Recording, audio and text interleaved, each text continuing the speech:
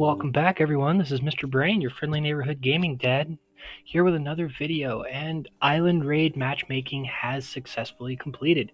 We know who we're going to be fighting. And while this is not the most screwed Mob has been, I don't think we're going to do that well.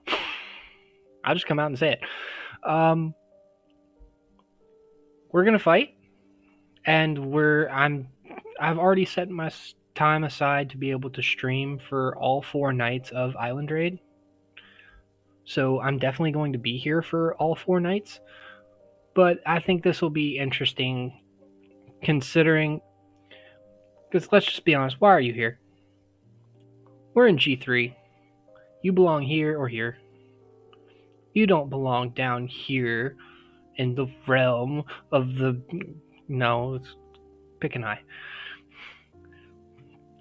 Taking a look at G1, you see Boone, you see HNB. BTW should be up here. ANCS should be up there. There's a couple of alliances that deserve to be up here, probably a little bit more than the ones that are up here. I can only imagine how some of these other alliances are feeling right now. Just because, let's be honest, G1 and G2 should be pretty well set in stone by now. You're not here. The rest of G3 seems pretty even. Like, I'm not surprised to see these names up here. And it's honestly kind of funny to have 2 alliances that we just fought against in Darkseal appear again in Island Raid. But I figure that's going to be a given from now on, considering they're going to pair us with Darkseal opponents that are fairly even to our Island Raid counterparts.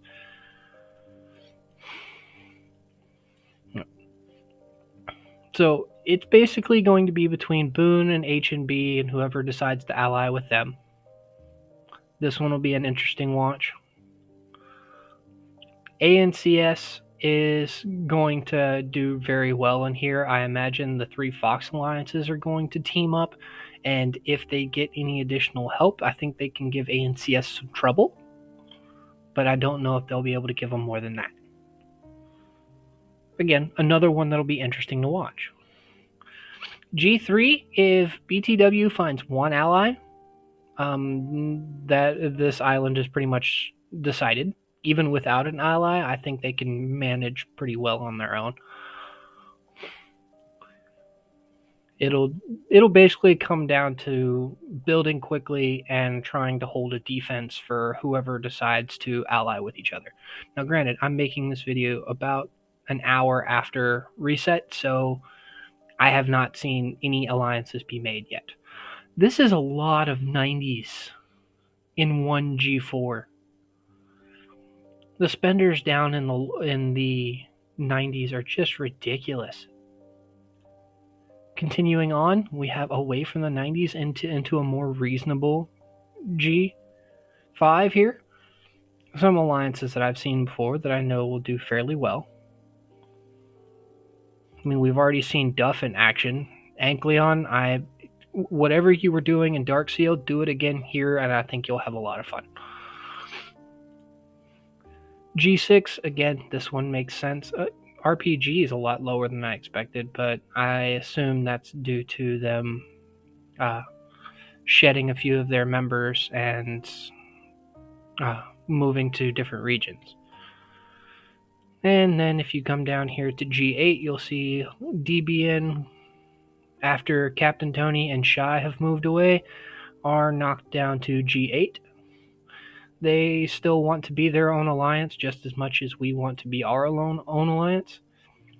So it'll be interesting to see how well they do without Tony and Shy. I imagine they've still got some pretty strong fighters, and they definitely have grit.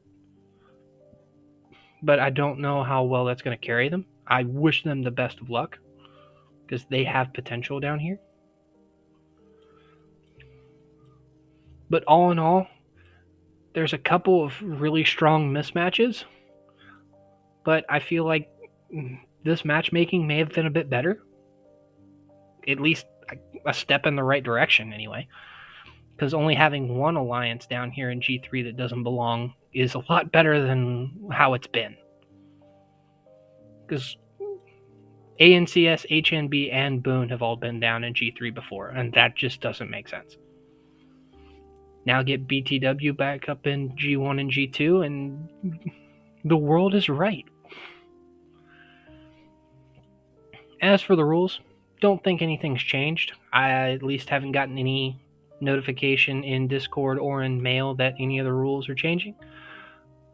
The rewards aren't including anything new, which is kind of sad. I was kind of hoping they would add some armament stuff to Island Raid as well, just to give more incentive, because the Island Raid rewards still aren't the greatest.